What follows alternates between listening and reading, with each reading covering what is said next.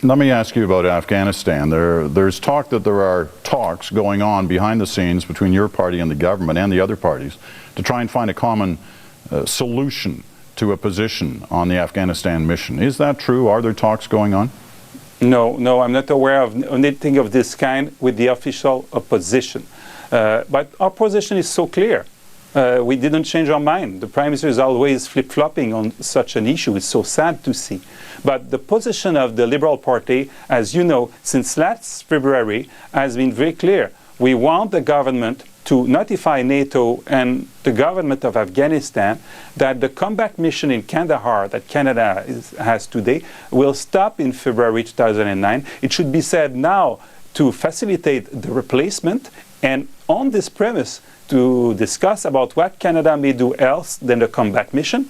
Canada may be involved for development, training, but the premise should be no combat mission after February 2009. If the government doesn't spell that out in the throne speech, do they lose your potential support for the throne speech? We want four things in the throne speech. We want to clarify this issue about Afghanistan. It's so important. It's very important for us. The other one is we have a bill, the Clean Air Act, that is a very compelling plan for clean air and climate change, much better than the false plan of Minister Baird. We want that to stay alive and to go through. We want a real plan about the economy of this country. We are facing a difficult competition around the world, and the Prime Minister neglected our economy since a year and a half. And finally, we want to tackle poverty.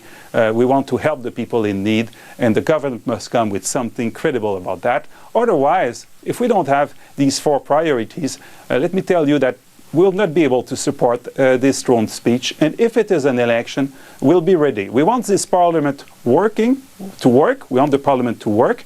But if it's not working, we'll not pretend that it's working. Last question, and it's on Afghanistan.